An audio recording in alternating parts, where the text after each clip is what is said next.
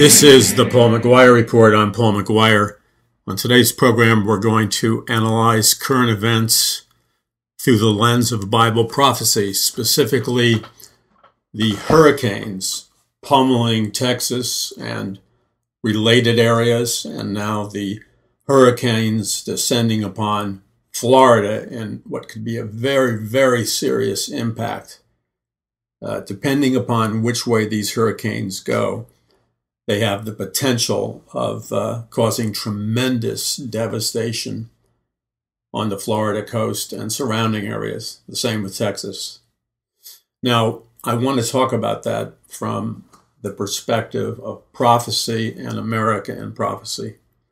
But then I also want to analyze what I would call concurrent events, events that are happening simultaneously to these events. They may not be as dramatic, but their potential for destruction is every bit as powerful if we as a nation or a people walk down certain roads and pathways. In other words, if we as a nation make certain choices and walk down certain pathways, we will end up in a devastation that is far greater than the physical destruction that you are seeing on television regarding the hurricanes in Texas and related areas and Florida and related areas.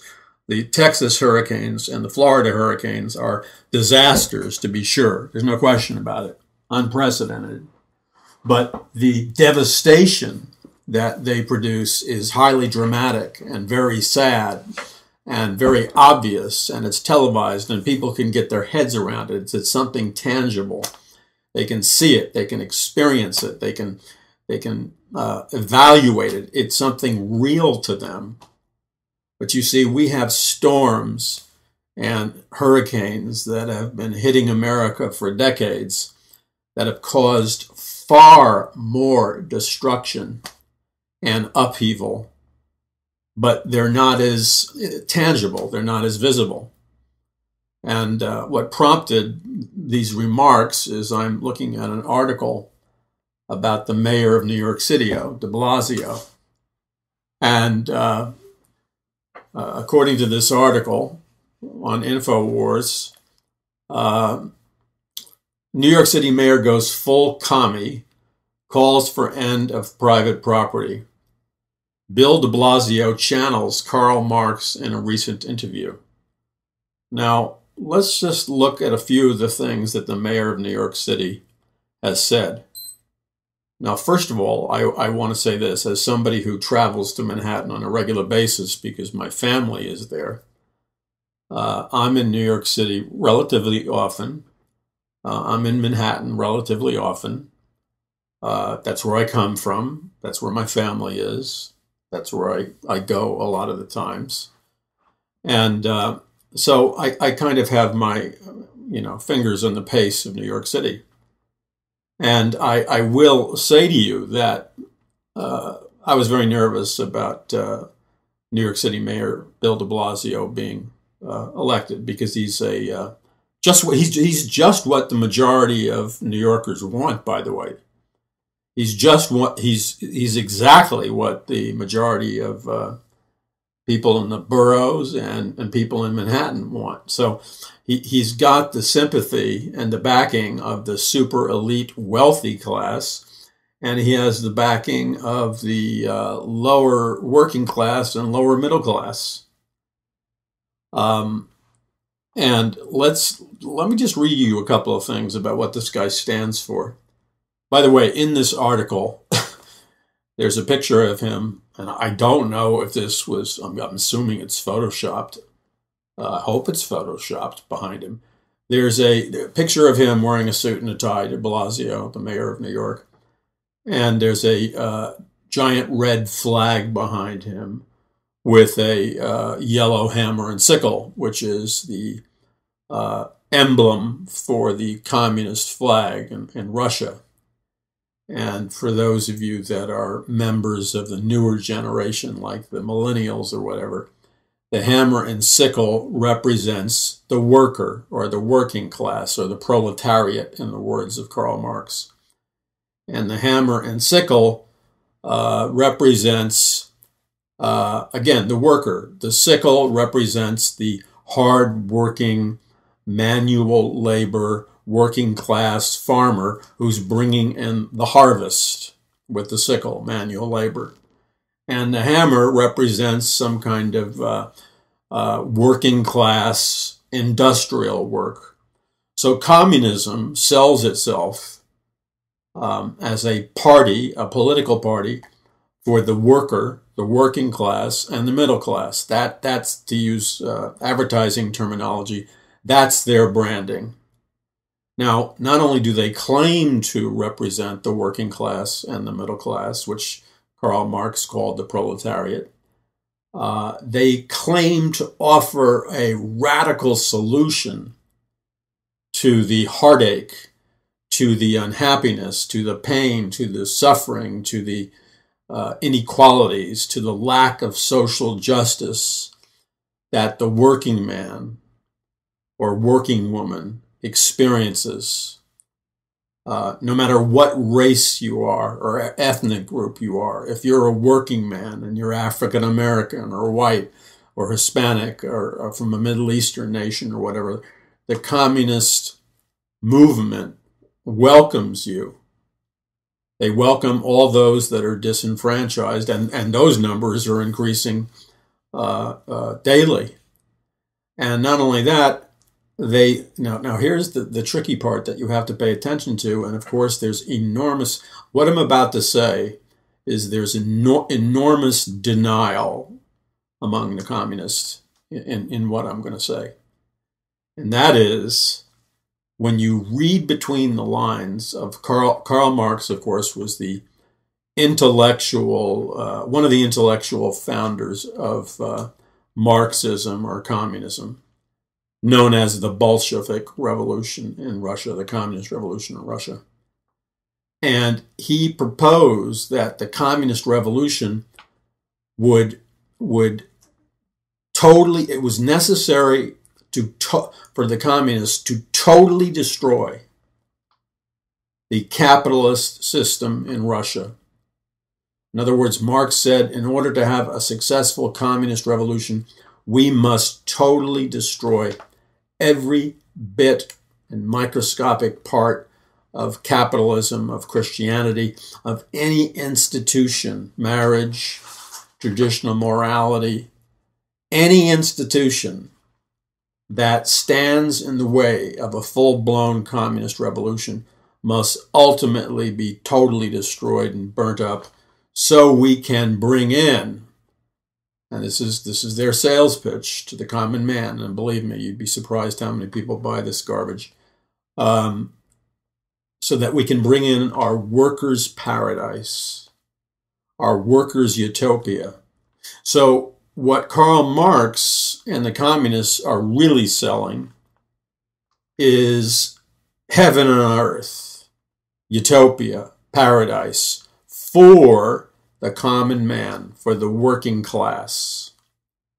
And what they say is, if you join us and you stop thinking about your needs and you put the needs of the party or the collective ahead of your own personal needs, and you're willing to throw your heart and soul into our movement, then we can successfully carry out a Marxist or communist revolution that will successfully overthrow the existing Christian capitalist order. And because it's so corrupt, we need to completely burn it down. And we will create a brand new society that will produce a workers' paradise where you will see social redistribution, wealth redistribution, equality for all, access to jobs in an equal manner for all.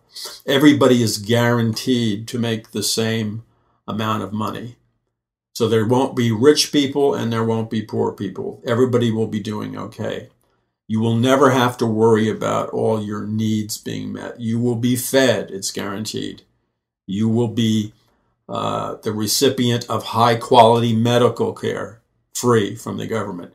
The government will take care of you. The state will take care of you. The collective will take care of you, cradle to grave. And communism is the answer for all of society's problems. Now, that's a summary of communism.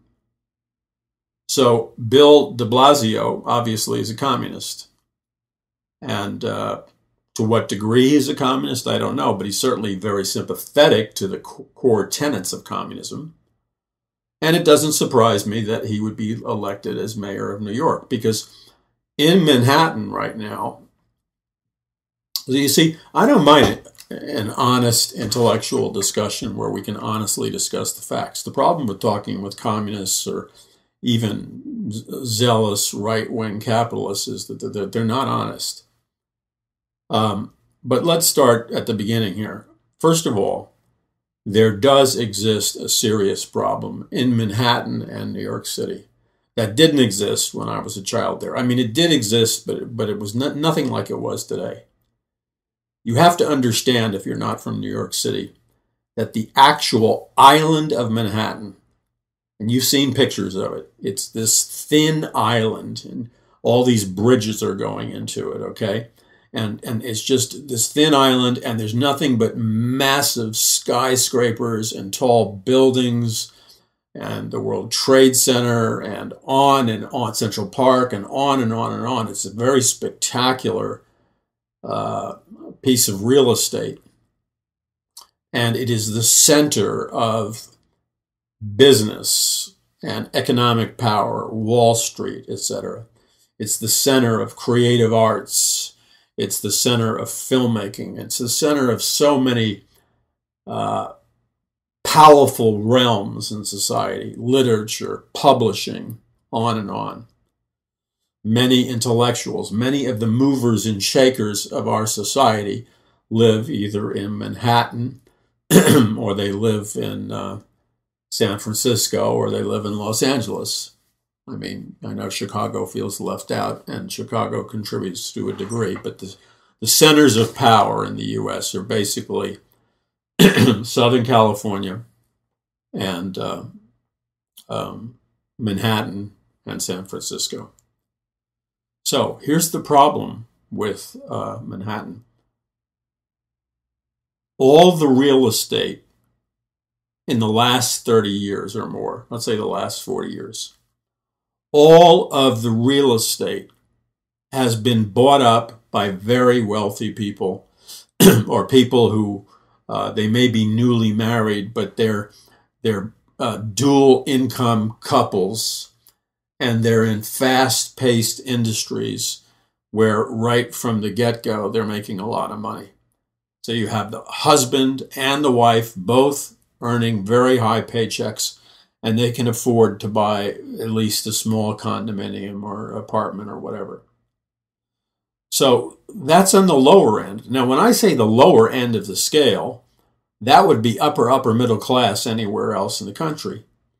So, I mean, I know people in Manhattan and where they live and stuff, and if you have a nice apartment in the Upper East Side, like in the 90s, if that apartment is old and it's a very small apartment, it could be 2-bedroom, but we're talking about tiny bedrooms, and that apartment building may have been built, I don't know, 75 years ago. Who knows? Anyway, those apartments are going for $1 million, $1.5 million a piece. Little tiny apartments. It's because of the location. Then if you just increase the size of those apartments a little bit, they go to $2.5 million.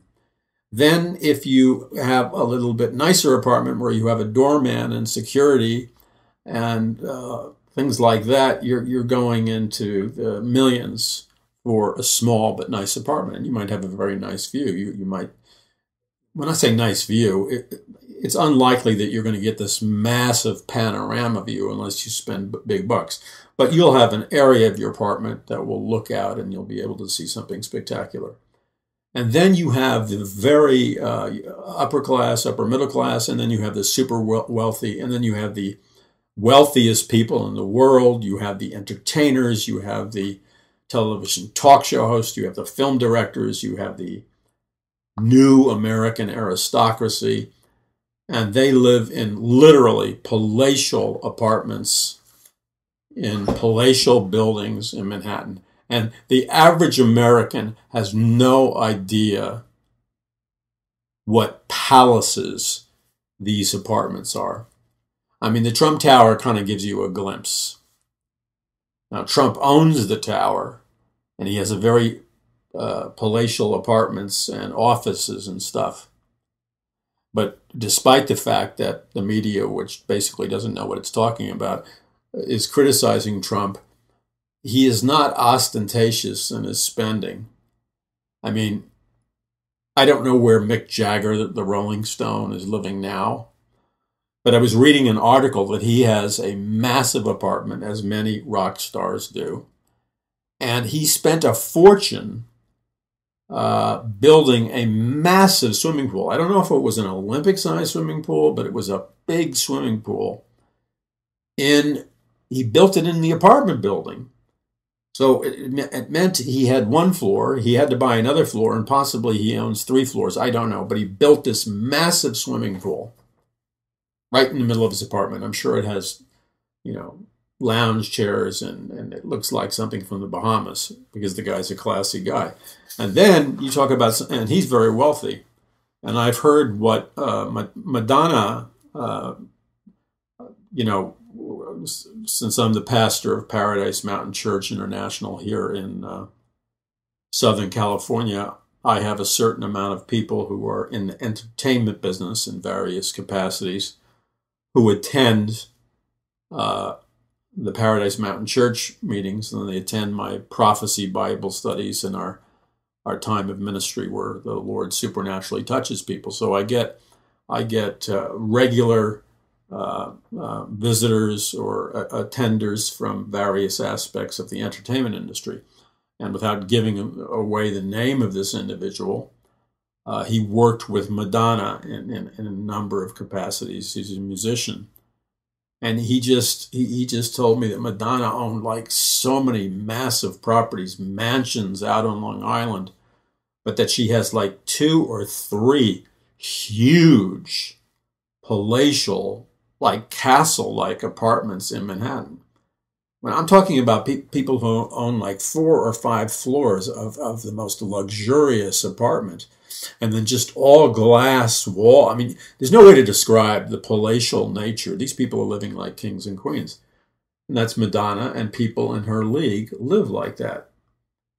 So, okay, now, so there's a high concentration of wealth. Like when I was watching Zucker, is it Zucker or Zuckerberg? I can't remember. Zucker, Jeff Zucker, the head of CNN.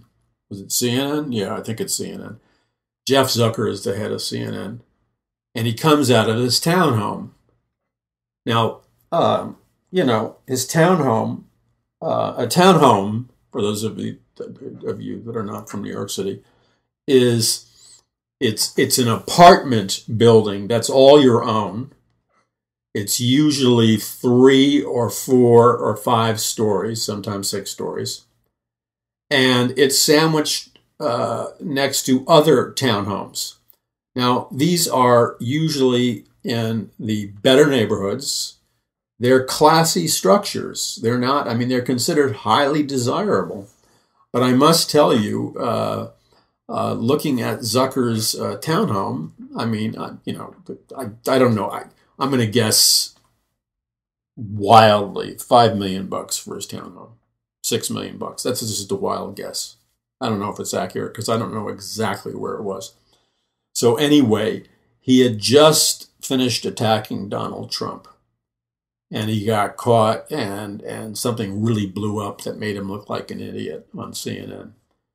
So what he did, what he did is he was hiding in his townhome. His limo comes to pick him up at his home, to drive him to the CNN studios, which are now located, I think they're relatively near Fox News studios. The CNN studios always used to be in Atlanta. And he's hiding, and so it made the doorman upset, but he quickly walks to his limo. They open the door, and he hides behind his doorman,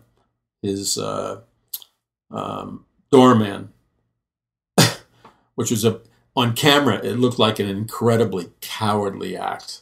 Okay, because here he is, the head of a network. The classy thing to do would have been, because there's only one camera on him asking him a question, the classy thing for Zucker to do would have been to stand up, be a man, and at least act like a politician and smile and look in the camera and say, you know, we'll be able to release some more information on this story later today. Right now it's premature. You know, whatever the PR baloney he's going to say. That would have been the appropriate thing to do. But he hides like a skunk. I mean, it just tells you something about the guy's character. So anyway, I was surprised, though, at the modesty in which he lived. Now, I don't think he's a modest individual. I just don't think they pay him that much. So I was surprised where he lived. And then in Manhattan, you have other things. I mean, there's no way to describe the palaces and castles that the elite have built for themselves inside these massive apartment buildings where they own 4 or 5, 3 floors in these palatial apartments, and they have multiple swimming pools and these massive views of Central Park. There's no way to describe how beautiful and magnificent they are unless you've actually seen them. So anyway, this elite class lives in Manhattan, and they're the ones that go to all the restaurants, and they're all the ones that have their homes in the Hamptons, you know, and they have mansions. A lot of people in the entertainment industry, directors and stars and stuff, they have their palatial place in Manhattan, and then they have their mansion in Beverly Hills, and, you know, their mansion on some island somewhere, and their private jets and stuff. So these people live above and beyond the common man. They're like the new royalty, okay? And so they are liberal because they can afford to be liberal. They can afford to be like, vote for a communist, like Bill de Blasio. Because you know why they do this so often? Because they feel guilty about their wealth. So they think by voting for a socialist or a communist, they're doing something good. But they have no commitment to the wealth for the most part.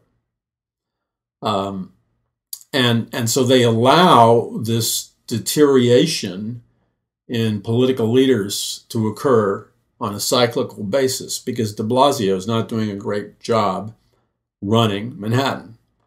And other mayors like Giuliani, you know, you can say what you want about Giuliani, and I don't care what you want to say about Giuliani. The previous mayor, and Bloomberg didn't do a very good job either, but the previous mayor to Giuliani, he left a Manhattan looking like a ghetto. Manhattan looked like a ghetto for like 15 years. Times Square, which is a beautiful area, de Blasio is letting it slip big time. But Manhattan is a beautiful area. But for 10 or 15 years, it was all the movie theaters. It was like X-rated movie theaters. There was pimps and prostitutes on every corner. It wasn't safe. People were getting mugged. Crime. And that's when I was working in a ministry right on Times Square. All the statues, you know, the historic statues in Central Park, etc., which are supposed to be polished a bright bronze metallic look, were all green from deterioration. And the place looked like a garbage dump, and it was filled with crime. Muggings were a regular occurrence because you had some liberal mayor who didn't run the city right. So when Giuliani came, everybody complained but he cleaned the city up like very quickly and restored it to its beauty, and the tourist trade, boom. Okay, so the point I'm trying to make is the wealthy elite, the moderately wealthy elite, they're all liberals, and because they can afford to be liberals, and they're disconnected from the rest of the country.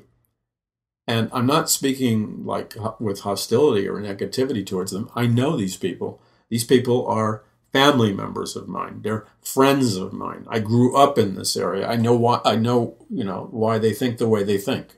Okay, so it's like I understand their mentality, but they have some. You can be. This will probably insult somebody, but I'm not trying to be insulting. You can be very intelligent and very stupid at the same time.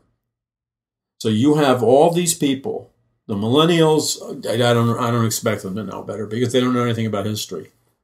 You have all the people that George Soros is recruiting. George Soros isn't stupid. George Soros is not this kindly man that wants to bring about social justice. George Soros is an operative for the international bankers like Rockefeller. What he's in it for is revolutionary regime change in America to create a coup and turn it into a Marxist state. Okay, that's what he's about. And so he finances hundreds of activist groups. But do you think he tells these activist groups and the leaders what he really believes? Of course he doesn't. He knows what he's doing. It's not in their best interests. But he's not around to do what's in their best interest. He represents the elite, just like Brzezinski did, and Rockefeller, and Kissinger, and all the rest. He represents the globalist elite. He doesn't represent the common man. So the point is that there's this lie that is perpetually being sold to people who are ignorant and dumbed down. And unfortunately, that's most of the people in America today. And they're being dumbed down by the educational centers, education itself, the media, and they know nothing, including de Blasio. I guarantee you, if I sat down and talked down to Blasio, one, he'd have a big mouth because he's a politician. But just because you have a big mouth doesn't mean you know what you're talking about. Two, he would be very verbose. He would be verbose because he would be trying to cover up his ignorance.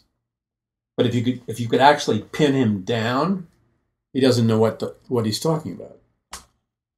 He's quoting Karl Marx. I mean, if the communist revolution had succeeded in America, all the things that are good in Manhattan and in America would not exist. Bill de Blasio would not exist. Bill de Blasio is what the communist leaders themselves called useful idiots. Now, I'm not calling Bill de Blasio a useful idiot. When I'm telling you that communist leaders like Stalin and Lenin would have called him a useful idiot because he's a gullible sucker that they can use to have their communist revolution. And once again, when people talk about communism, like Michael Moore is a useful idiot. He makes a lot of money selling communism. I really don't, it's hard for me to believe that Michael Moore is a total fool, but he could be a total fool. But it's amusing. Michael Moore sells himself as a socialist communist who wants to radically change America. Yet he thinks and operates and runs his life and his movie companies and his speaking engagements and everything else. He runs them like a ruthless capitalist. He owns very expensive lakefront property. I think it's in Michigan. And he owns very expensive property in other areas. And he is very wealthy, very wealthy. He's not a poor man. He isn't sharing his wealth. He lives like a capitalist. So what does that tell you?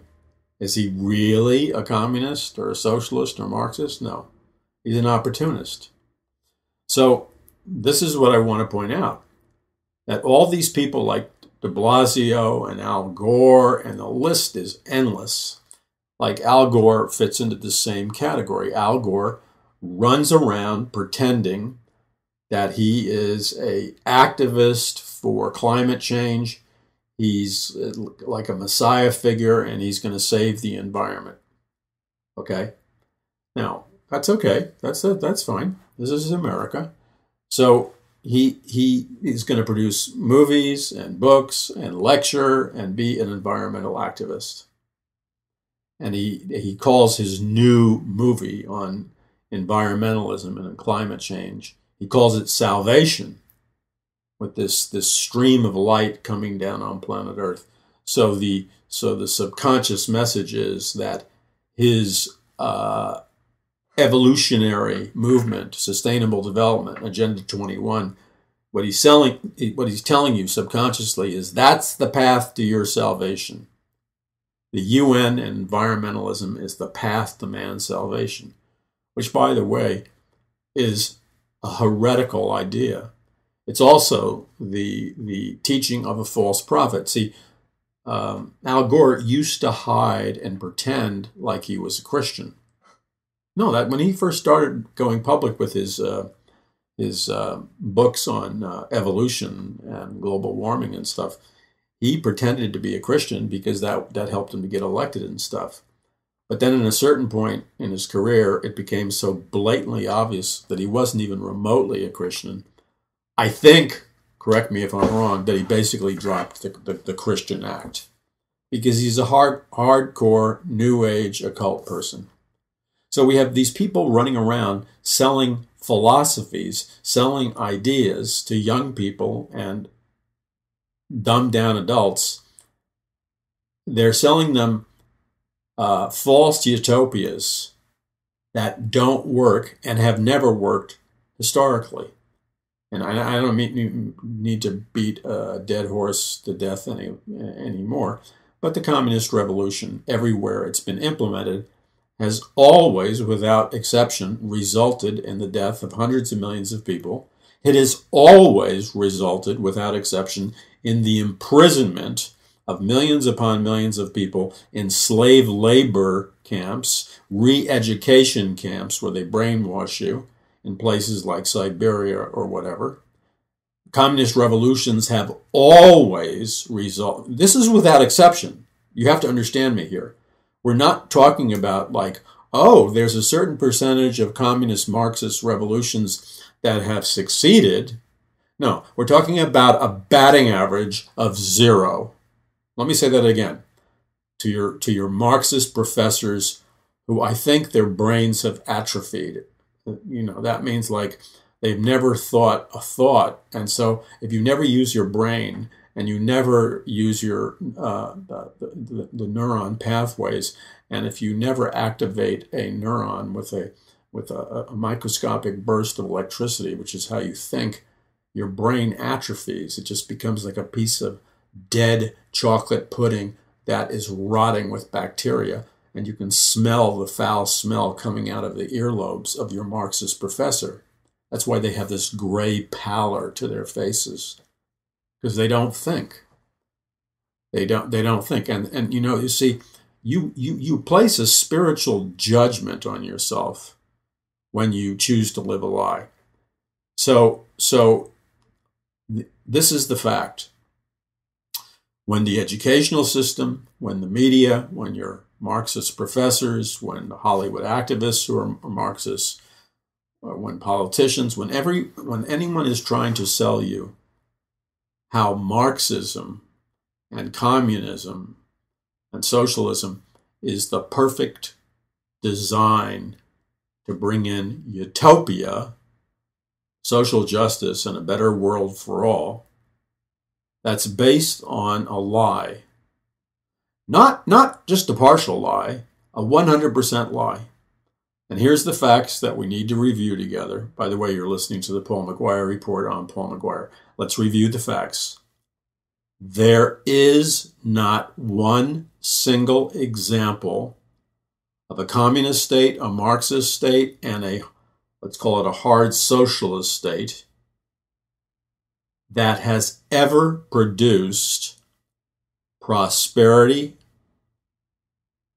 freedom, happiness, economic growth, social justice, utopia, anywhere on earth.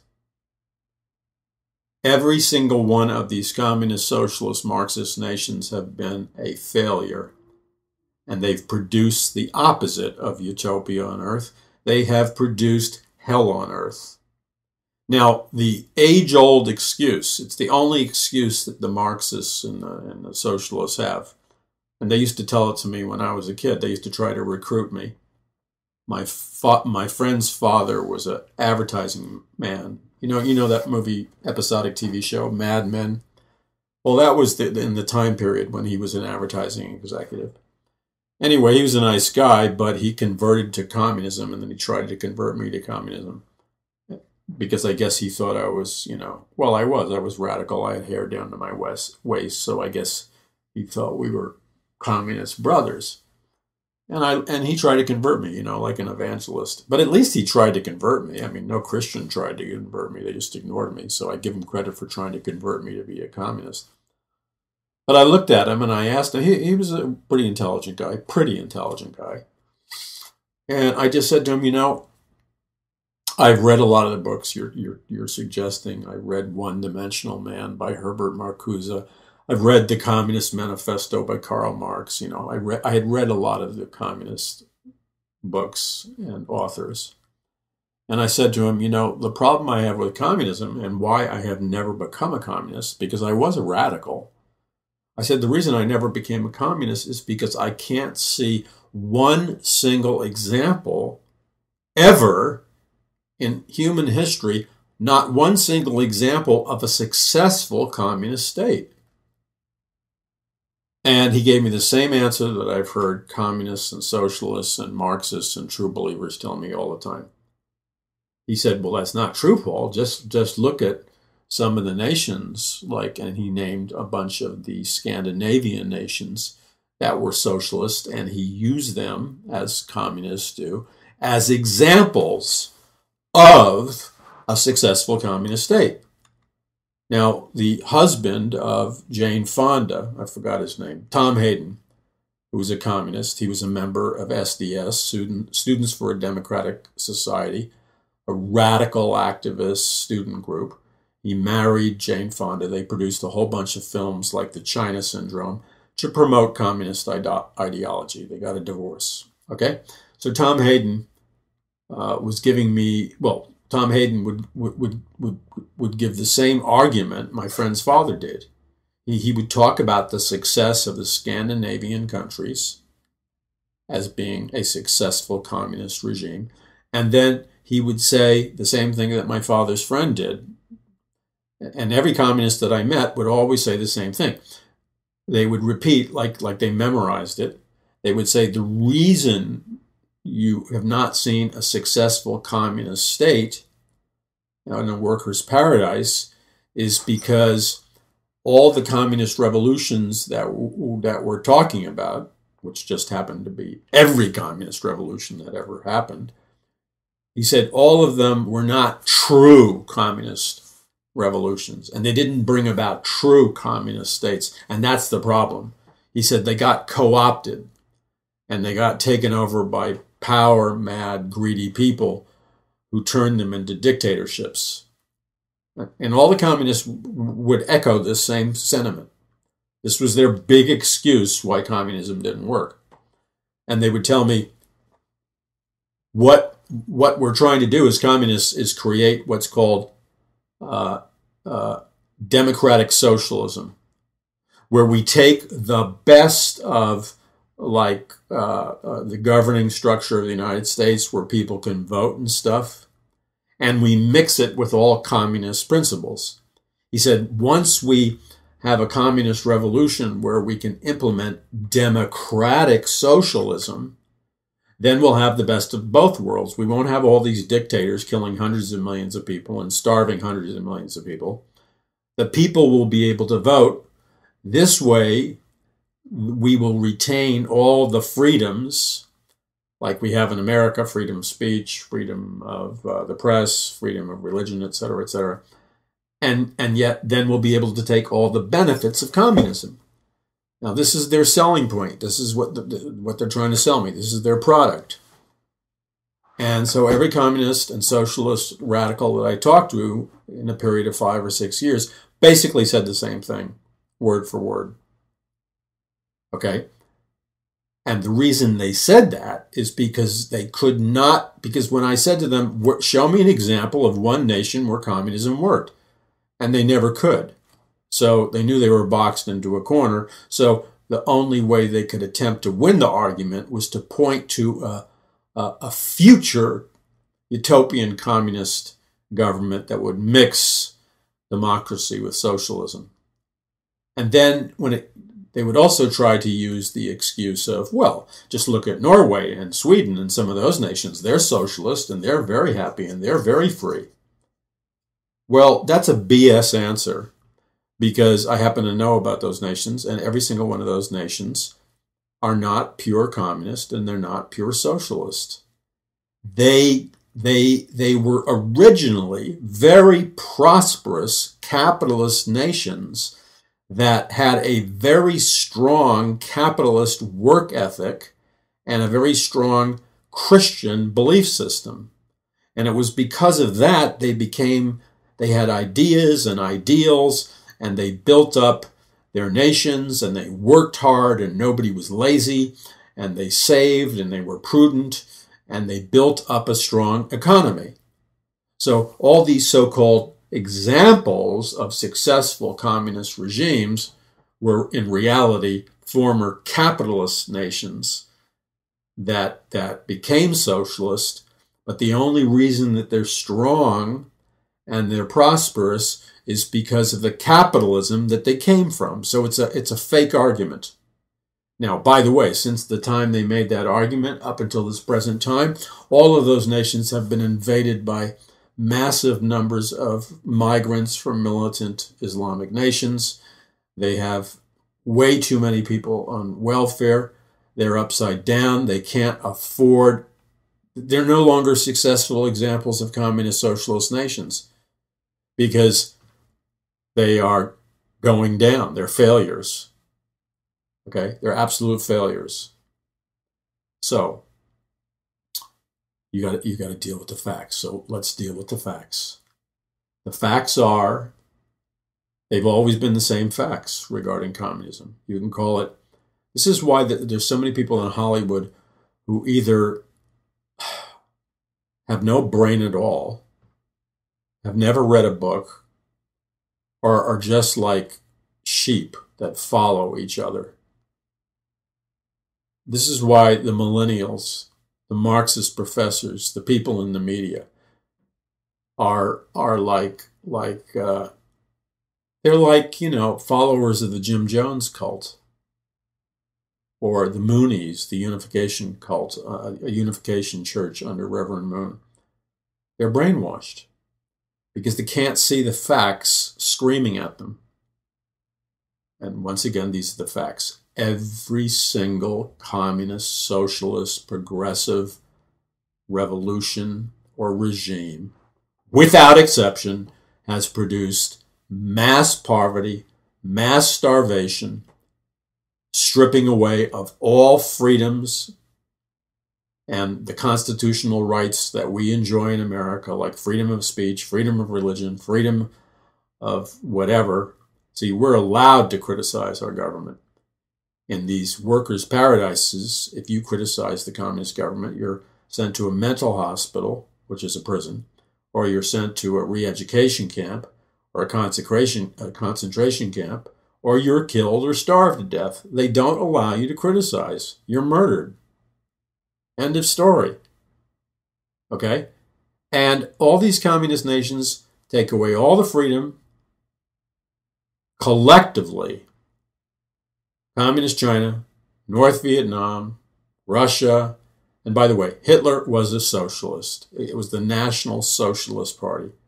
Fascism is a fake word because Hitler really wasn't a fascist. He was a communist. That's why the name of his political party was the National Socialist Party. And so in every single example of communism or socialism or Marxism or National Socialism, you always see the rise of an all-powerful, brutal dictatorship and police state, which ends up slaughtering hundreds of millions of people, throws them into mental hospitals till they die for political dissent. They end up getting starved to death on purpose, by the way, as a means of murdering them off. And they never grow prosperous, strong economies. They're not nations that innovate. They're not nations that create. Religious revival is not allowed in those nations. And, by the way, hate to pop your balloon, those of you that are in love with Karl Marx, they have a 100% failure rate. And not only do they not bring about a utopia or a worker's paradise, they bring about hell on earth, without exception. So liberals so now we're going to talk about the reason, because you might ask yourself the question, well, if their theory is so bad, why do so many people advocate it? That's a good question, and I'm going to give you an answer, because you need to be educated. If you're not educated, I'm very serious about this. My theology was influenced primarily by one man. I had a number of spiritual fathers, but my primary theology was influenced by one man who has been called the greatest evangelical theologian in the last 150 years. His name was Dr. Francis Schaeffer. He founded L'Abri. I was very close friends with his family, his son, his mother. His son is Frank Schaeffer. I don't know what Frank Schaeffer is doing. We were best friends, and we're still very close friends. But he's going off, and I don't know. He's decided to enter some kind of mysticism or whatever.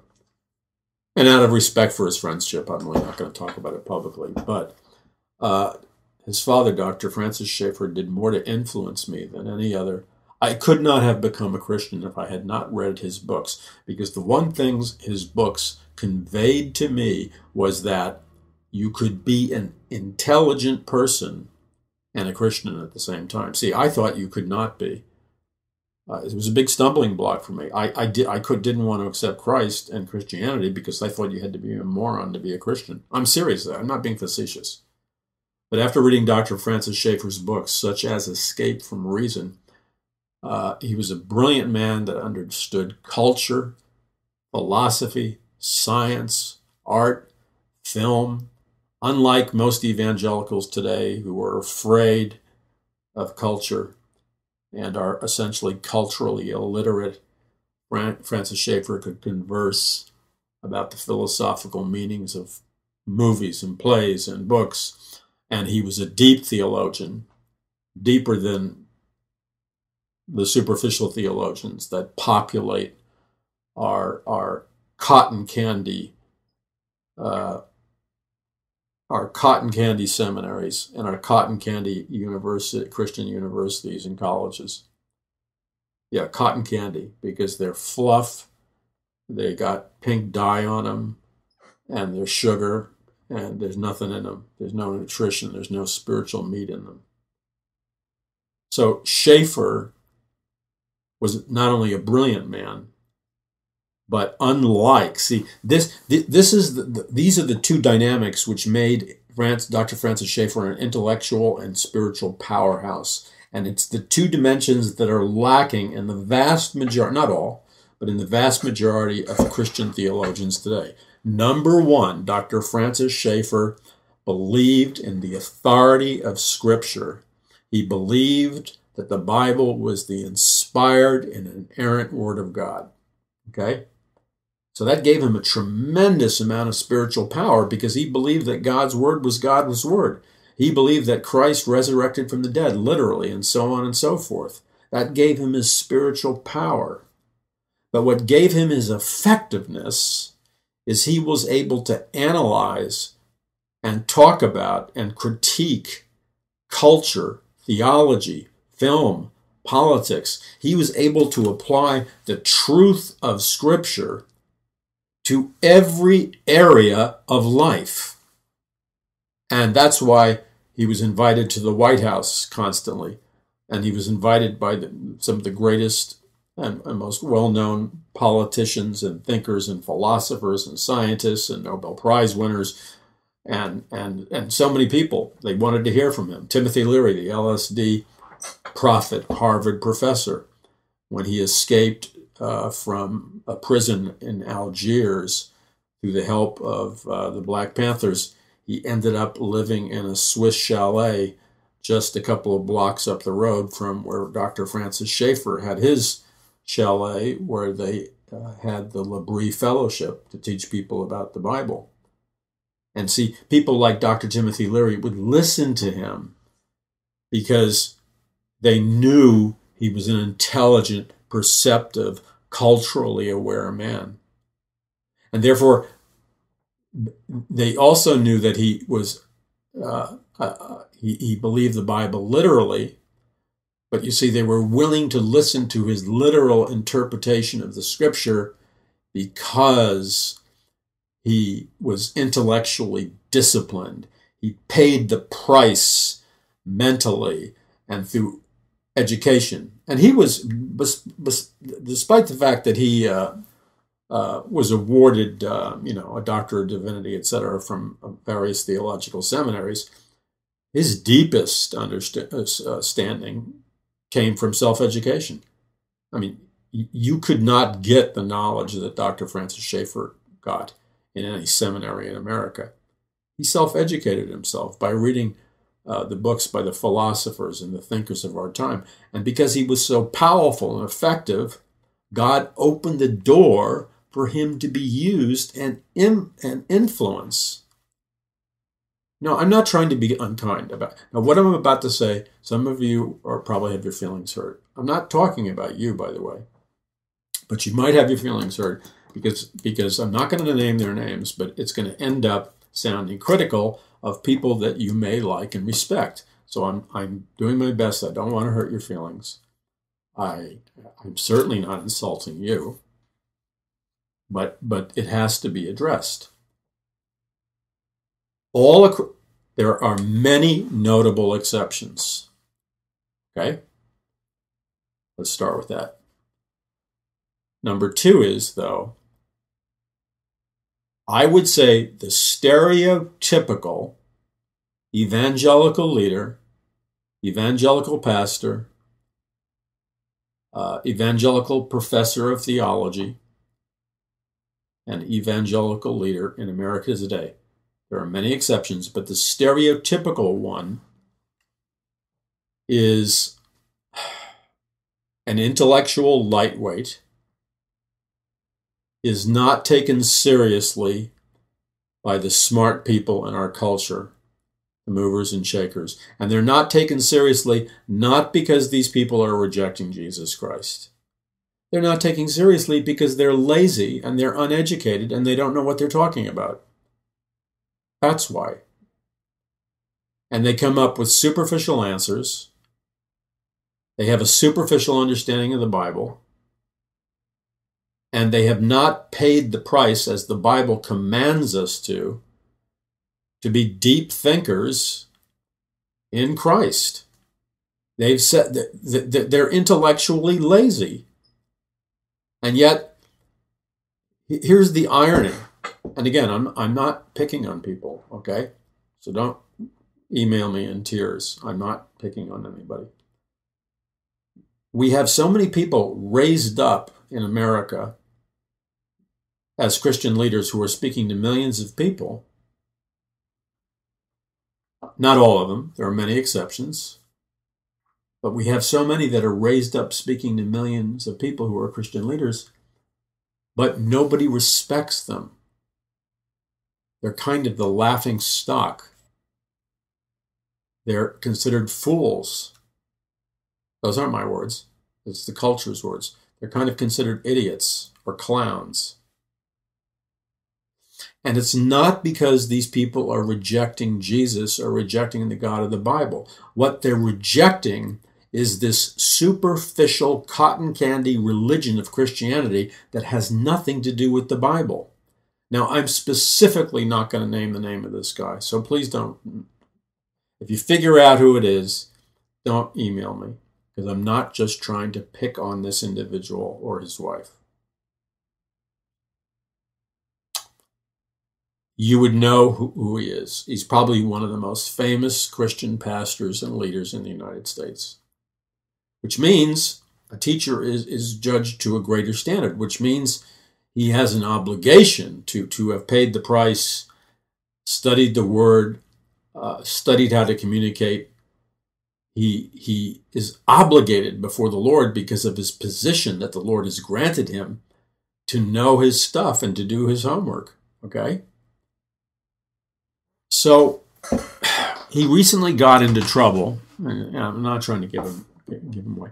He recently got into trouble, and I'm reluctant to blame him and fault him for that, because there's always two sides of the story, and there's always somebody who can snap a social media picture out of context. So I'll give the guy a pass and a benefit of a doubt on that, okay? Because his church was criticized for not bringing in the suffering people from the hurricane in Texas, because he claimed that his church was flooded, and some people that are savvy with social media went down there with cameras and said, well, that's not true. Your church wasn't flooded.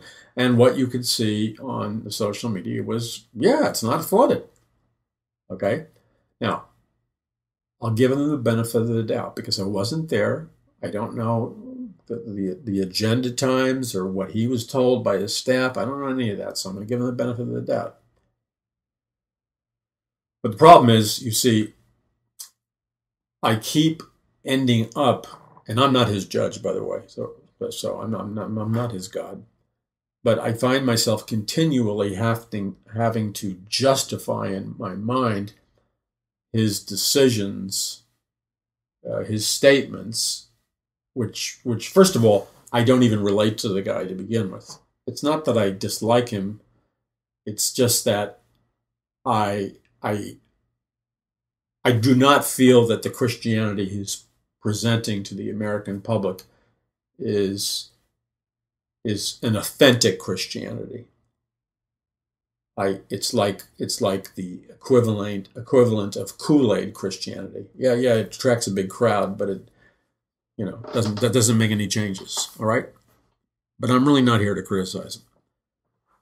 But I keep seeing him represent the body of Christ and inevitably place himself in the role. And don't write me that I'm picking on him. I'm not. I inevitably see him playing the role of a buffoon, okay? And it's not because they're picking on him. It's not because I'm picking on him. It's because he continually demonstrates a lack of wisdom, a lack of intellectual depth. He continually makes statements that reflect he's a shallow thinker. And people are not rejecting him and his message because he, is a Christian. It's because of the way he represents Christianity. All right. Now, see, this is why you have to take everything in context, because the Muslims capitalized on the supposed error he made in not letting people into his church. And look, let's be honest, he may have a perfectly legitimate logistical reason. There may have been a miscommunication with his staff. Somebody may have told him there was a flood. So let's not be so quick to judge him based on flooding logistics and just assume he's just a selfish person. Okay? Because I certainly don't trust the Muslims who are quick to say, well, we have 150 churches that are open, because they use that to take down Christianity. But the problem is, he continually says some things publicly that are highly problematic and end up communicating on a mass level to millions of Americans. And again, I'm not trying to insult him, but and I'm not saying that he is this way, but the net effect of his message, hey, it's great. So you know what? He's got a big sports center packed with people who love him. That's terrific. But for every person that loves him, there's probably 25 people that he alienates. Okay, because they're not into that type of stuff. Okay, so he gets on Larry King a couple of years ago, and he's asked. Larry King is not stupid. He's a Jew. He's tough. He's cynical. He comes off like he was raised in New York, and he can see through bull. So he asked Joel Osteen, I don't remember what it was, a theological question about people going to hell or something like that. And Larry King is a good interviewer, and he's not going to take it, and he's shucking and jiving. So this particular celebrity pastor and his wife got up there, and he kept dodging Larry King's question. Larry King was asking him a straight question about the Bible, about getting into heaven and hell, stuff like that. And all Larry King wanted was a truthful answer from him. Well, after about 10 minutes of playing cat and mouse, Larry King lost his temper a little bit. Calmly. And he finally nailed this celebrity pastor and basically said, quit dodging the question, man. Just answer it. Okay? Because that's what he was doing. And his answer, theologically and biblically, was so weak, was so confusing, was so poorly thought out, and dishonest, that any of my children in third grade, off the top of their heads, could have given a coherent, succinct answer as to what the Bible said in an intelligent way that at least people would have said, hey, these, I may not agree with them, but these kids, they know why they believe what they believe.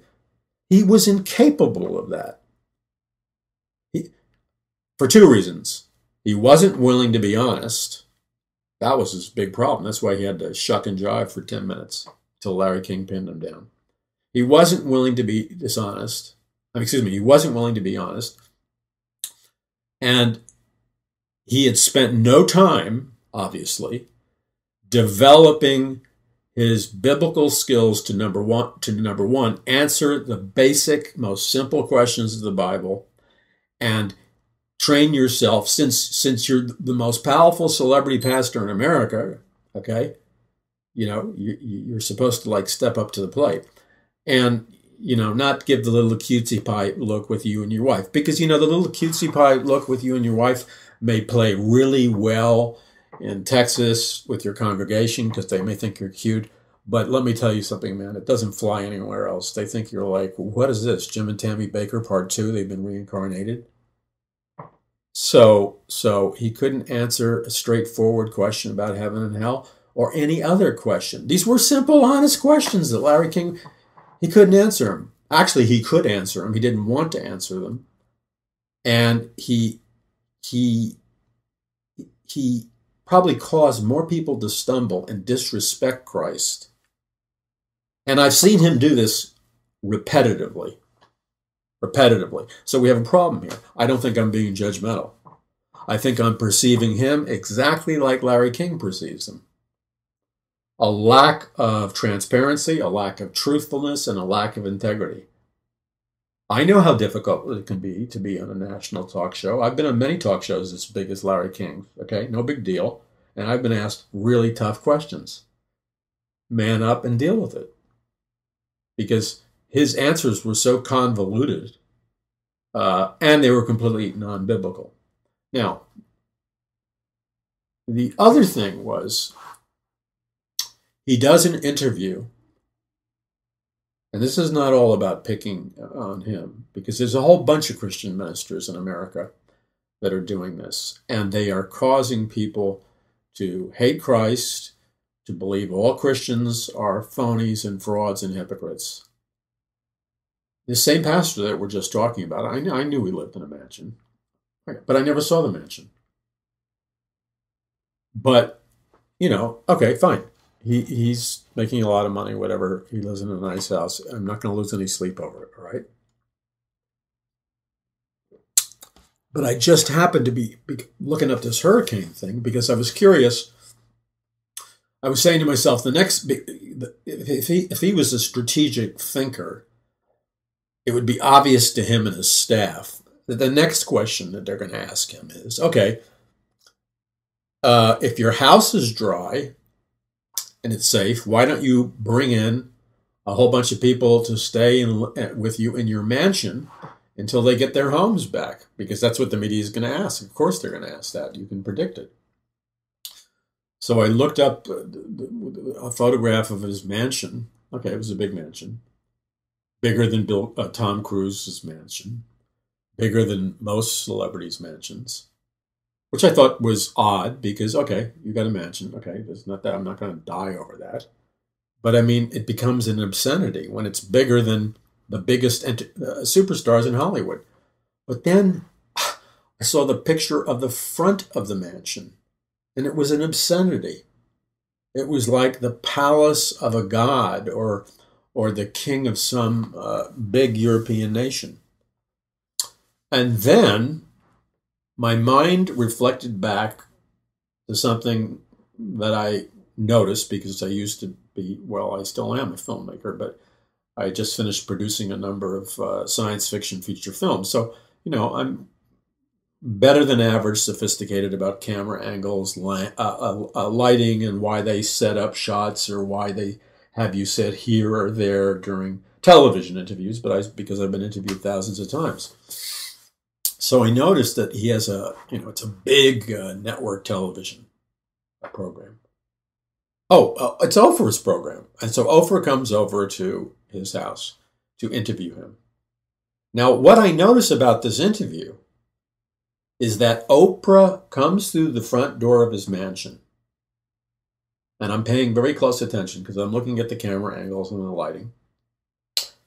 And literally, they have 2 or 3 comfortable chairs with a coffee table set up. Now listen to me carefully. About 3 to 4 feet. Once you go through the main front door of their massive mansion, they have temporarily constructed a temporary set about 4 to 5 feet after you go through the front door. Now think about that for a moment. This mansion is huge. It has countless rooms, okay? So he deliberately has the interview set up. This was pre-planned out, obviously. And about 4 to 5 feet after you walk through the front door of the mansion, he has some chairs and a little coffee table, and that's where Oprah conducts the interview with the celebrity pastor and his wife. And I'm examining the camera angle, and I'm saying, why would you put the interview chair there, et cetera, et cetera. And then I said, oh, it's obvious. He doesn't want there to be any camera angle at all during the interview, because sometimes they'll shoot you with 3 or 4 cameras from different directions, and many times it'll be a close-up shot or a long shot, and most of the time they'll show you some depth, some background, like what's in the room behind you, or what's the painting on the wall look like, or what's beyond this room here, to give you texture and to give you kind of an inside glimpse of the life of somebody. Well, it's obvious that he's constructed this temporary set that's so constricted. The only thing, and it's locked down on purpose because I've been in the business and I know what he's doing. There's no There's no way that any camera angle, I'm guessing they had 4 cameras going, 5 cameras at least, and a big lighting package. But remember, he's constructed this temporary set in the very entrance hallway, like right next to the coat rack would be as you're going through the front door of his mansion. Now, I didn't see a coat rack, but that's where I'm telling you, where he chose to do the interview is where you would have put a coat rack as you came through the front door.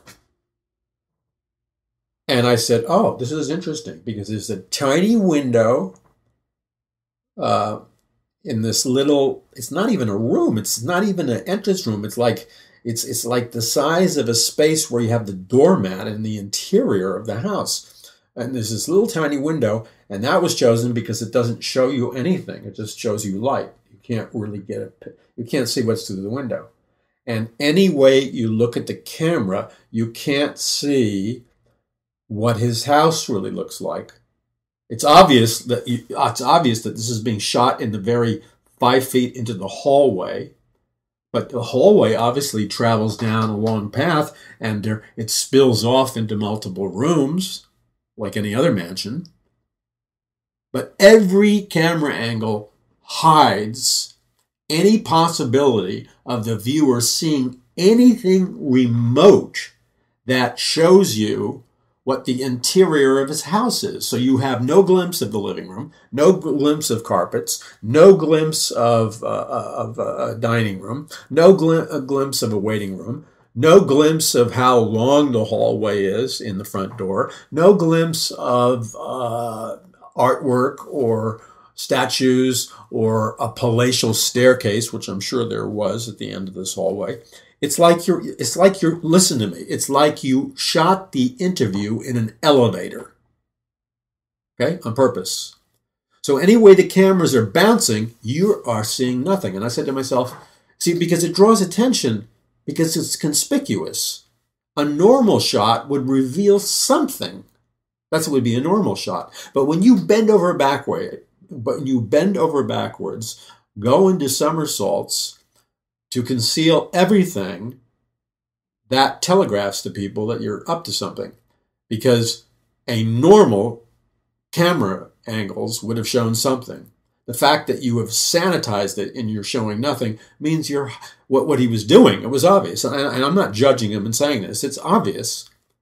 He did not want his people who donate to his ministry to have any idea about how wealthy he was. So he chose a set that showed nothing of his house.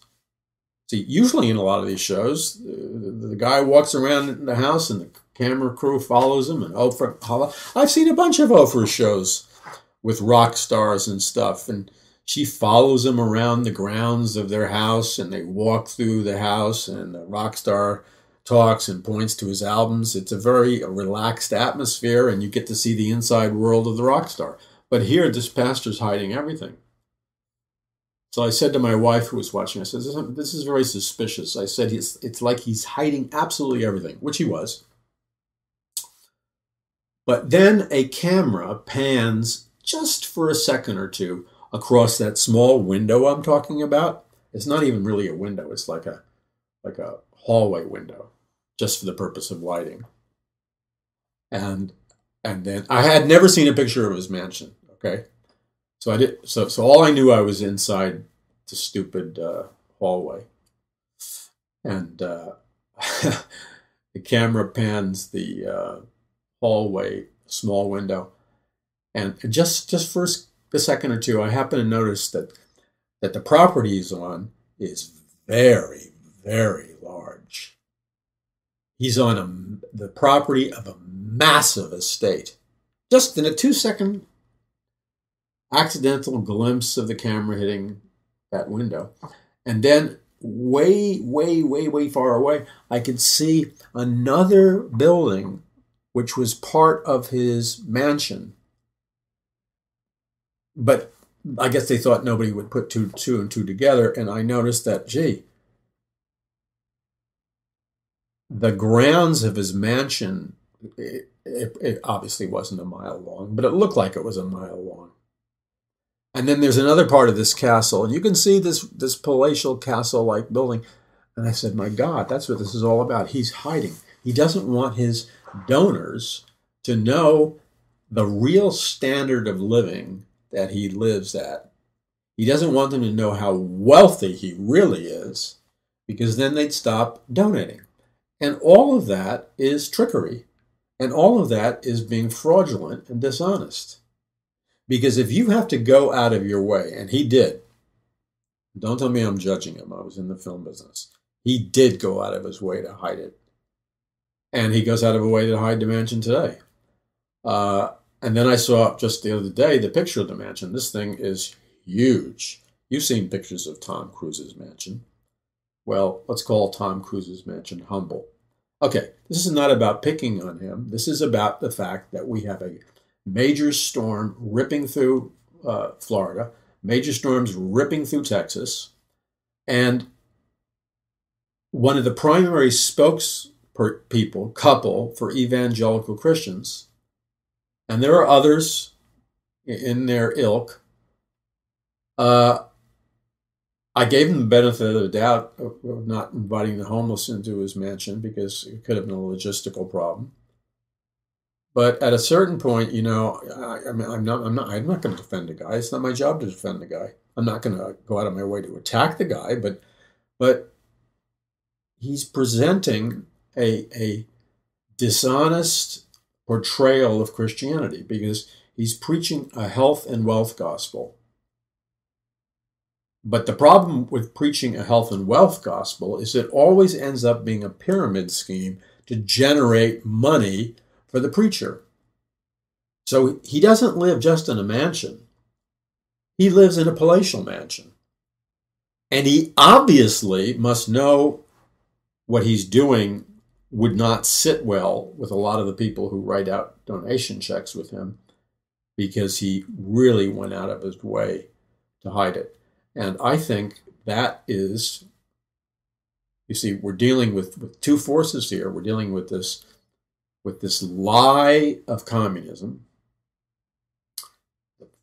false lies of a worker's paradise that millennials and Americans are thinking about. Yet, for so many Americans that are thinking, especially young people, your average pastor doesn't live in a wealthy house. Your average pastor is not making an obscene income. Okay? They're not. They're living very middle-class lifestyles, if even that. But you see this celebrity, pop star Christianity is a false Christianity, which is a reason why so many people want nothing to do with the truth of Jesus Christ, because all they see is these materialists hoarding wealth, living like kings and queens, and being dishonest about it. And you say, well, you're being unkind. No, I'm not. There is no other explanation for creating a set in your hallway of your mansion 5 feet behind the front door where there is absolutely no possibility that any of the 5 cameras you're using could even remotely see any part of your house. It was like he wanted to hermetically seal his affluence. And then by accident, you see through a window and, you know, come on, that's not an accident. Okay, so that's the problem we have because people are deciding. People are deciding what is true. And young people are ruthless. Okay, I don't have a problem with somebody being prosperous. I have a problem with somebody being obscenely prosperous and being dishonest and not being able to answer the most basic theological questions about the gospel by Larry King. And having Larry King, Larry King is a tough, he comes off friendly and nice, but he's no fool. Larry King is not a fool. He's been around the block, and when he senses somebody's dodging his questions and trying to hide something, he politely but firmly, he gets down to business and he cracks him. And this guy's answer was pathetic. He could not answer a simple question about Jesus' salvation and heaven and hell that a third grade Sunday school kid could answer. And this is epidemic in the evangelical church in America. You have a problem here. You have what is it that elevates certain people de facto to be the major spokespeople for Christianity in our nation? Well, it has become largely a factor of you get a platform if you have a giant church with a giant budget and you have a giant television ministry and you have a giant, you buy a sports stadium or whatever you buy to preach. That makes you a spokesperson, at least in the eyes of man, for the gospel of Jesus Christ. Now, the problem with that is that circumvents the biblical calling of a true leader of God. And it basically uses a worldly method of promotion. If you're a good fundraiser, if you're your daddy was a big-time preacher and you inherited the ministry, or you're preaching from a stadium and then you become a spokesperson. Well, that doesn't necessarily bother me if you are faithful with the calling, but these people aren't faithful with the calling. And that's why, I'm constantly talking about the battle for the hearts and minds of mankind in America and in the world. And we are in a battle for the hearts and minds of mankind. And we need to reach every heart for Jesus Christ. We need to give them a biblical worldview. We need to not play church and really reach people. So this is the problem now, okay? This is the problem that we're dealing with. There are so many living images, so many living icons of preachers and Christian spokespeople that are powerful because they have giant churches, giant budgets, and that interests the world. And of course, whatever they write is a bestseller, because if their church, you have to understand that a great deal of the Christian publishing industry is built on this principle. If a pastor of a large church writes a book, if a good percentage of his congregation buys the book, it'll be a bestseller. So that's a no-lose deal for the publishing industry. It's a no-lose deal. So here we are in the battle for the hearts and minds of mankind, and we have a void in legitimate Christian leadership, in legitimate evangelists, Bible teachers, apologists, winning people to Christ. We have, again, I'm not trying to be unkind, but somewhat of a circus sideshow act. Not all. I'm not saying everybody, but we have a circus sideshow act going on that is embarrassing to the Lord, and it actually causes more harm than good. Because, look, anybody with any brains, now the qualification is you have to have some brains. Anybody with any brains who sees these people, okay, like the person I'm talking about and his complete non-explanation of simple Christian questions Larry King was asking him, they're atheists and agnostics, and they take one look at it and say, this person's an idiot. I didn't say that. They're saying that. The unbelieving world is saying this person's an idiot. I don't want anything to do with Christianity. Now, we're losing a harvest, not because people are not interested in Jesus Christ. We're losing a harvest because we have, the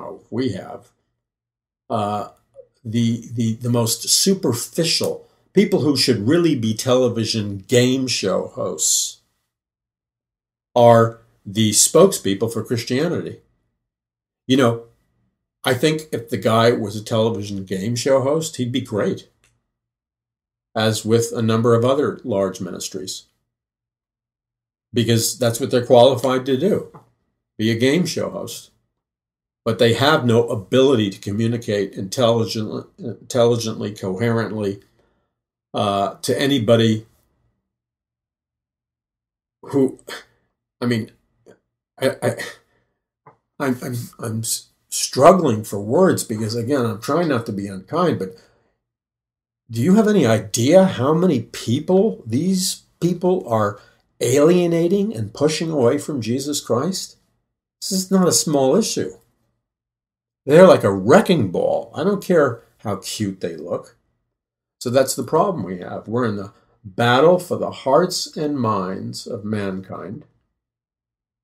And one of the impediments to reaching people with the gospel of Jesus Christ is that their heart and mind has been embedded with a long series of highly negative images, pictures, voices, and memories they have when they've watched a so-called Christian preacher, a Christian leader on television, etc. So you've got millions and millions of people in America, just alone, who have come to a false conclusion about what Christianity is based on what they have seen repetitively in the media regarding the lack of integrity, the sliminess, the dishonesty that is rampant among people who find themselves in leadership, not because they're really qualified to be leaders, but because they have a platform built on numbers. Now, we have to be very careful not to confuse numbers with diligence and excellence. Sometimes there's a correlation. Sometimes it's due to compromise. Sometimes it's due to inheritance, etc., etc. So if we're going to reach the youth of America, if we're going to change this nation for Christ, we're going to need to radically change the methods of communication. Because if we don't, we're going to lose our culture in a very, very serious way. We're going to lose our culture, and the masses of people who have already been scientifically dumbed down they're going to gravitate towards communism and socialism and Marxism and New Age occultism and globalism and this one world society. That's where they're marching right now as we speak. They're going to follow Al Gore. I mean, Al Gore, the content of Al Gore's message is ridiculous. The man has no idea what he's talking about. He is a puppet, a very high-paid, well-paid puppet, and an entire generation, they're going to follow him and people like him as their heroes, as their models, because they look at Christianity and it's a wasteland. I mean, people are embarrassed to be associated with this stuff. I'm going to be really honest with you. It's not a pride thing. I'm embarrassed to be associated with this. I don't mind taking heat and insults and being called names for being a Christian. I don't mind that. I could care less. Call me names, insult me for being a Christian. Go ahead. It doesn't bother me. But I am embarrassed for being artificially associated with a bunch of people that I think are and I think that most normal thinking people think are complete wackos.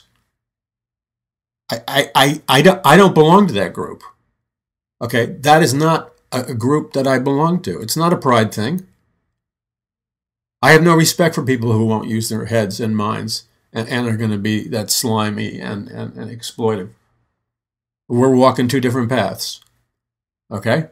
I'm not judging them. I'm not making a public condemnation of them. I'm just saying I want nothing to do with it. And if the world is going to hate Jesus because of the scam artist stuff and the sliminess of that, you know, that doesn't make me happy, but I'm not responsible for that because I'm not doing that. I'm being true to how and why and what I believe in terms of communication. I'm being as faithful as I possibly can because my goal, by the way, is not maximum numbers. My goal is large numbers. My goal is to reach as many people as possible, but never, ever, ever by compromising, altering, diluting the central message of the truth of the gospel of Jesus Christ. Look, I can produce growth, phenomenal growth, by preaching a false doctrine and selling Christianity in a way that's not true. Okay, that inflates numbers. You can get a lot of numbers for that, but I'm not going to do it because, you know, my days on earth, I don't know how many days, years, whatever I have left, and I am certainly not going to go to heaven. I'm going to heaven with the expectation that Jesus Christ is going to greet me and say, "Well done, thou good and faithful servant." But I'm not going to go to heaven with all this muck all over me, you know, having a mansion that you could put 5 mansions in and having a history of showing up on giant television shows and lying and shucking and jiving and playing both sides of the fence. I don't expect God to say to me if I'm doing that, "Well done, thou good and faithful servant." I don't expect it to all. So this is a problem. We have a crisis in America. The left is growing stronger. People are looking for humanism for an answer. They're looking to communism and socialism and globalism for answers. And can you blame them? Can you really blame them? Because we don't have, as people who believe in Jesus Christ, we don't have a whole lot of faithful Christian communicators that are on the job. It seems like generations ago, we had a lot more. I can think back 10, 20 years ago, we had a lot more. The field has thinned out considerably. I didn't realize it was going to happen so quickly, but many of the greatest men of God, Dr. D. James Kennedy, so many others, powerful men of God, faithful to the Word of God. But man, what's happening now is like frightening. Even this particular person I'm talking about, who was interviewed by Oprah, his father, despite the fact that his father had some problems with his theology, his father's theology was far more biblical than this guy's theology is. So we need to reach these people because they're making decisions. And you see, when these catastrophes happen, like the hurricanes in Texas, and the catastrophes happen in Florida and stuff, that's when people get real. That's when they want to know, is Jesus real? Is that Christian going to love me? Are they going to get me a sandwich? Is there a church to open their doors for me? You see, that's when it gets really real. Now, again, I'm not judging this other guy over the fact that there were numerous videos that went viral criticizing this pastor and his wife and his megachurch for what the social media people said. They accused him of lying because he said, I heard the audio, he said there was no flooding, that his church was flooded. That's why they couldn't bring in any people who were victims from the storm. Okay. And then these social media activists go down there and they're not saved and they're furious, and I can understand why they're furious. And they're saying this guy's lying, and they videotape the drive up area into the church, and there's hardly any water at all. And then in the other area, it's just wet, and there's no water in the hallway, and there's no water in the sanctuary. And from everything they're showing you on video, It's a flat-out lie that his church was flooded with water. And it appears that the only reason he changed his mind was because of the social media attention. Now, I'm going to give him the benefit of the doubt because I don't really know what happened. And I know in large organizations there can be some big mess-ups.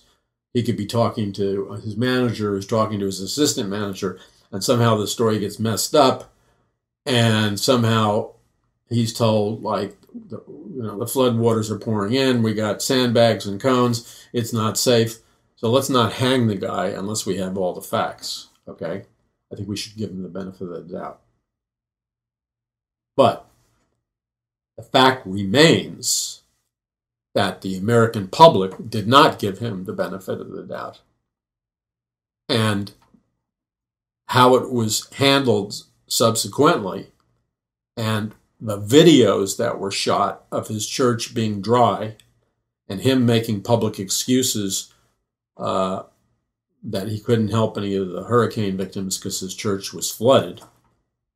I mean, something like 30 million people watched that virally over the internet. Now, if this was the first time there was a serious integrity conflict with this guy, okay, that's understandable. But there's a whole series of very serious integrity conflicts, okay? Serious integrity conflicts. And at a certain point, it's like, it doesn't matter. I'm not trying to put anybody down. So don't send me an email because your sister or your cousin or you go to the church and you get blessed. I really don't. I don't care. Go there. That's fine. But, people are cult-like. They like to follow gurus. So I'm really not impressed that he has a big number of people who suspend their logic and their perceptive abilities and kind of put him and his wife up on a pedestal where they don't belong and worship them as kind of demigods. I don't really want to hear from people who are worshiping their pastor as if he was a guru or a god. You have no credibility to me, okay? Because you chucked your brain out the back window of your car 20 years ago. I just don't have any. You don't have any credibility with me. I really don't want to hear your response because you're brainwashed. We have a credibility problem. We're trying to win the hearts and minds of a lot of people. Now we have the Muslims competing with us. This never happened before. The Muslims coming out, pointing.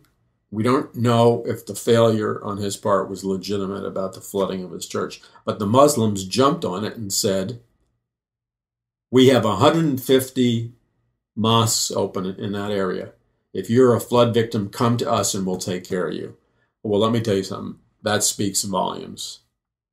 So the only way we're going to win the cultural, spiritual warfare is to, we have got to return to a biblical Christianity based on the Word of God that's real and has a solid foundation. This new age, and that's exactly what it is, self-centered, me-centered. Look, I hate to break your heart, okay? But if Oprah Winfrey is your kissing cousin and you're a preacher, there may be some exceptions, but if Oprah Winfrey is your best friend and you're an evangelical preacher, I would venture to say, I'm not going to be dogmatic about it, that you have some serious biblical compromise issues in your ministry. Okay? You may not want to hear it, but that's the truth. Because Oprah Winfrey is, you know who the greatest and most influential evangelist in America is? It's Oprah Winfrey. Oprah Winfrey is the most powerful, influential, and successful evangelist in America that converts more people to her brand of spirituality than any Christian minister or evangelist. That's a fact. She's got a war machine, a multimedia monster, and a huge following. Okay? Now, if your Christianity is so watered down that you and her, birds of feather flock together. That's probably because your Christianity is watered down. You're not preaching what you're supposed to preach. You're not supposed to be preaching a New Age gospel. You're supposed to be preaching the gospel of Jesus Christ. So that right there is the center of the spiritual battlefield. The other thing is, let's face it, there are powerful, powerful interests in our society that have been around for 100 and 200 years, especially with the Rockefellers. In my book, Conquering the Matrix, I deal with this, and in my other books, Mass Awakening, I deal with it at paulmcguire.us. Rockefeller raised up, there were two Dulles brothers. Allen Dulles was hired by Rockefeller to start the CIA. John Dulles was the other Dulles brother who was hired by Rockefeller to essentially start the World Council of Churches. And their hope was to start the first United Nations, which was called the League of Nations, which didn't work. Rockefeller spent hundreds of millions of dollars through John Dulles to organize all the Baptist pastors to get behind the New World Order, the global government, the teachings of Alice Bailey, the great Satanist, and he was largely successful because Rockefeller spent countless millions.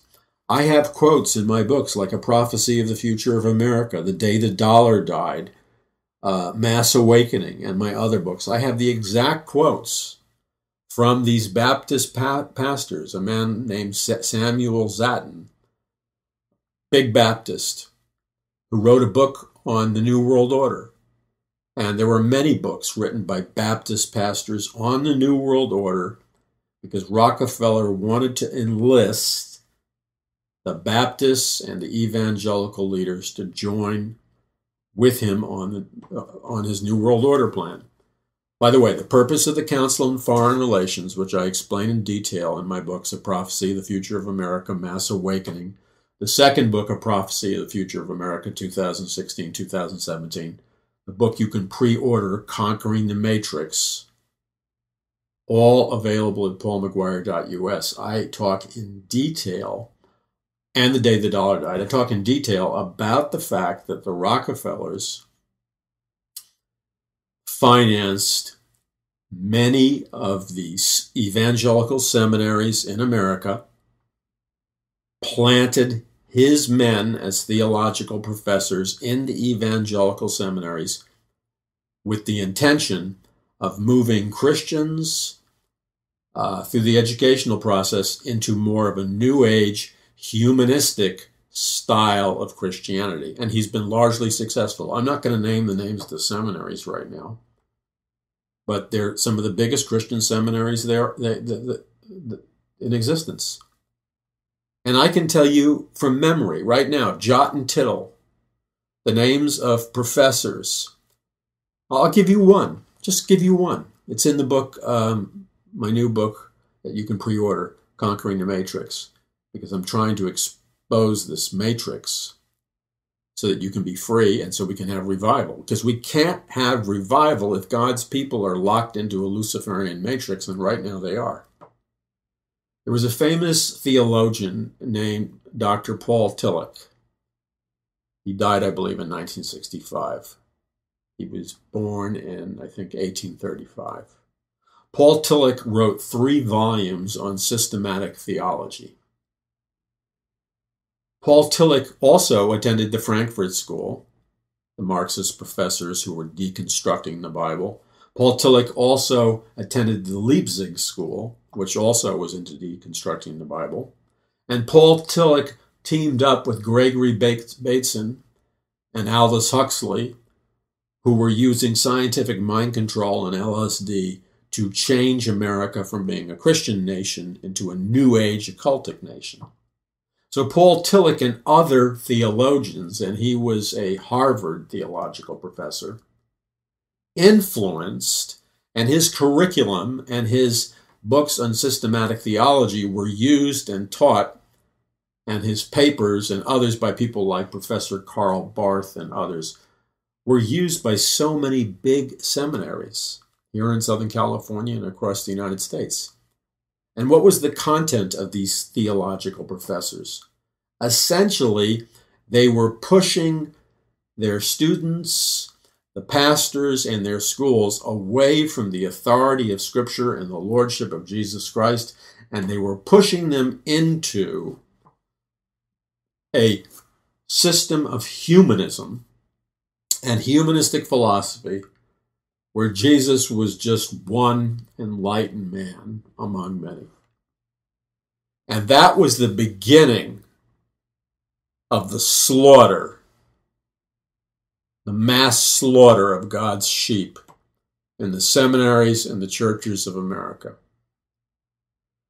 There's a famous artist, I forgot his name, an abstract artist, and I've seen his work, his painting. Maybe some of you have seen it. And it's the most, it looks like it was painted in the 20s or the 30s or the 40s. And it's a famous painting, and what you see in the painting is it's a brutal painting. I saw it as a kid. I've seen it many times, and it shakes you to your soul. And in the painting, it's a picture of a slaughterhouse with animals like coming out of a factory dead, their bodies gray, hanging on hooks. And the artist, is it de Kooning or something? Somebody who knows art will email me. And it's this brutal painting of a factory slaughterhouse, and how mechanized and just awful it is. But it's a statement about life. And when you see the painting, you'll never forget it. It's horrifying.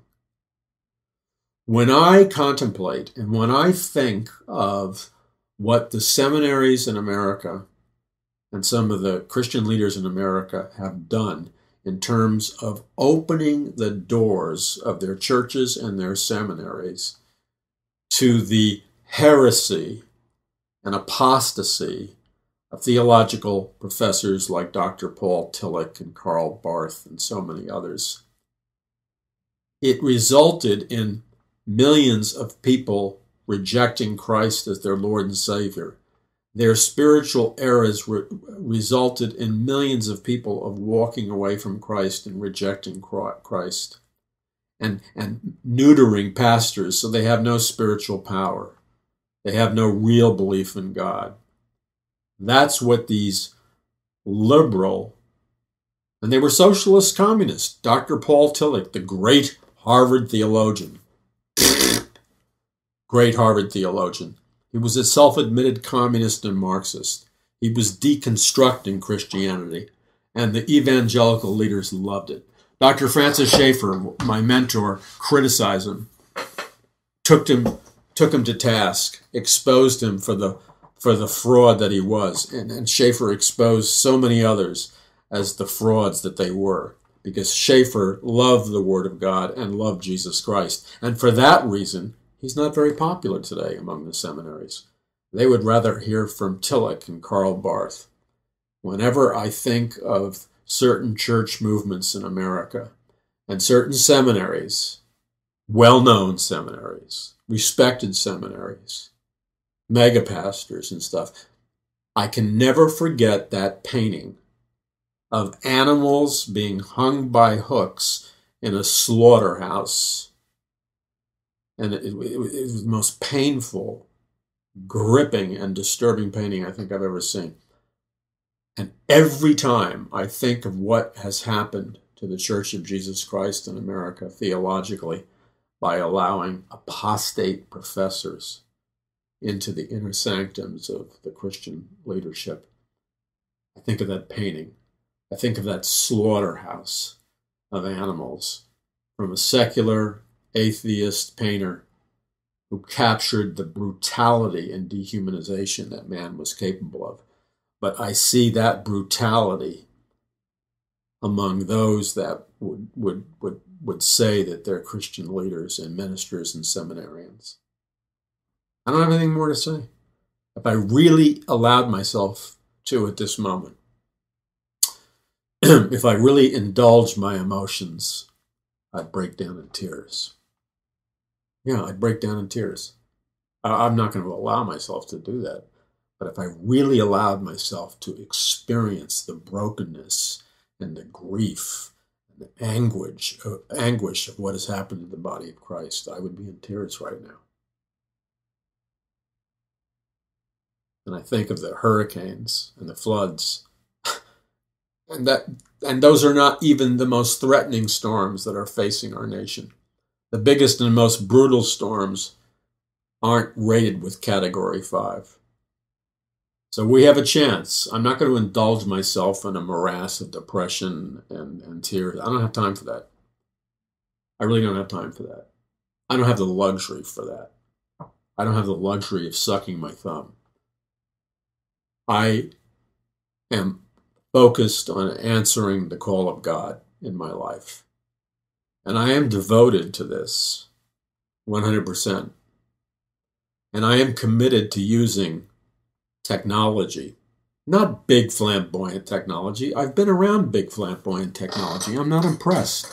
Believe me, I'm not impressed. I've been on the biggest cable news networks. I'm not going to sit there and brag about my resume, feature film producer, all the rest of that stuff. So what?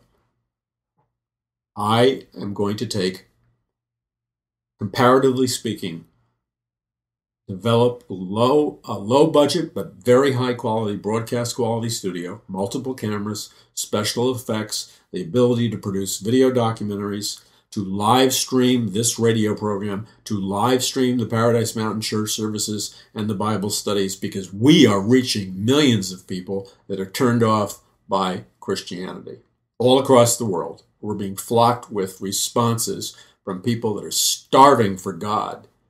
And they're coming to us by God's grace. So I want to enhance our social media. I'm going to announce a project soon that is really going to be, it will hit this nation hard, okay? Lord willing, with you praying. It's going to hit it hard, real hard. But it's secret for the moment. And it has to be secret for the moment simply because of strategy. So I believe that you can take, to do this, we need an immediate $100,000. We have made progress, but we need $100,000. That may sound like a lot. It's peanuts compared to what everybody else is spending, even in the ministry. But I'm a very frugal person, and there will be no sacrifice of quality. In other words, by spending $100,000, I don't end up with an inferior production. I end up with an excellent production. It's just that we're choosing wisely. So I'm asking you to join me in the spiritual battle for the future of America and winning the last day's soul harvest and communicating the message that God has given us to communicate. So I need you to join with me, and so many of you have, and I praise God for it. I read your notes. I read them every day. My wife puts them in my hand, and I read them every day, and I pray over each person. I need you to continue to be the prayer warriors and intercessory prayer warriors that you are. I need you to go to the Lord, as I always ask you to, without any agenda in your mind, and simply ask, Lord, how can I help Paul launch this ministry? And then whatever God tells you to do, whatever dollar amount he gives you to contribute, to donate, however often, whether your gift is large or small or medium or huge, whatever God tells you to do, do. But remember this, you're fighting the greatest spiritual war in the history of mankind, because what happens to the United States will affect the rest of the world. Now, we're all called to do what God has equipped us to do. So each of our jobs, including mine, is to be faithful to what he's given us to do. Together, not alone, together we can make a difference. You know, we're a Gideon's band. We're a remnant, but that doesn't mean anything. I kind of laugh when I hear that, because I know we can turn the tide, and we're going to turn the tide. So visit paulmcguire.us. That's paulmcguire.us. Thank you for your patience.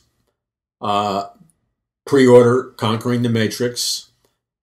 It will be out soon. It's not out yet. It's a pre-order. I know you've been patient, but I want it to be something of value to you. So please be patient, and you will receive your copy if you pre-ordered it before it goes to the general public. I'm also working on a book project with Troy Anderson dealing with Trump and Bible prophecy that comes out in January of 2018. And that is linked to a project that is secret in nature for now. And Lord willing, with you praying and others praying, I don't want to accidentally release information. Lord willing, and with God's help, it will be a game changer. We need a game changer. When the enemy comes in like a flood, and it's like a flood physically, but when the enemy comes in like a flood, the Spirit of the Lord will raise up a standard against him. Think about that. Visit paulmcguire.us. That's paulmcguire.us. Join me in this spiritual battle. Because remember, we're just sojourners. We're just passing through this earth for a limited period of time. And then we enter heaven. And Jesus Christ says to each one of us, "Well done, thou good and faithful servant." God can be trusted. But right now, our nation is being flooded. And there may be a spiritual reason why. I don't like to just run out and blab something unless I know it. I know what I'm talking about for sure. And I don't like to just make conjectures or assumptions. But there's a reason this is happening now.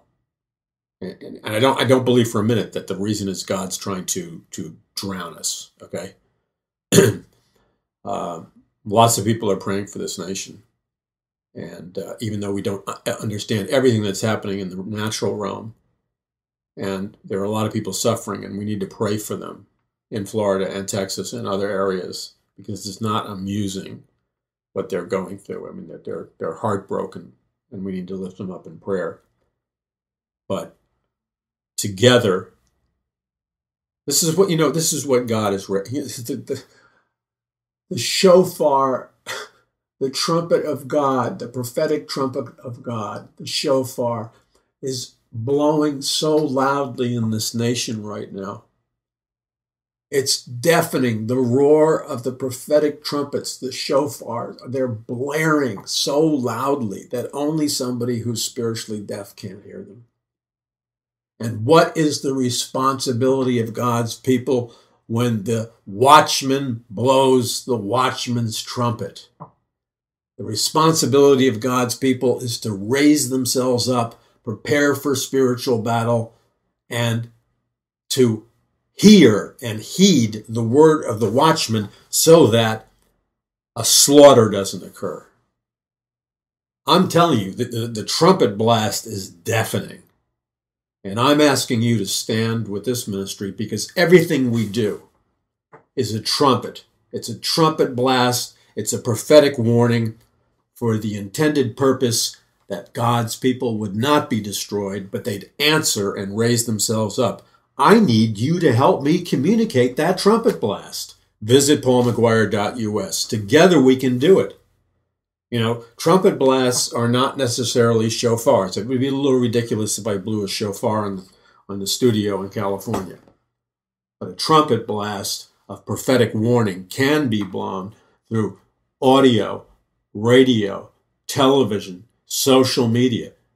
And it warns God's people, and it gathers God's people to rally. And if God's people will rally, their lives will be saved and the will of the Lord will prevail. It is not the will of the Lord for God's people to be destroyed. But if they insist on being deaf to the trumpet blast, they will. That's why you and I have to reach them, and I need your help. Visit paulmcguire.us.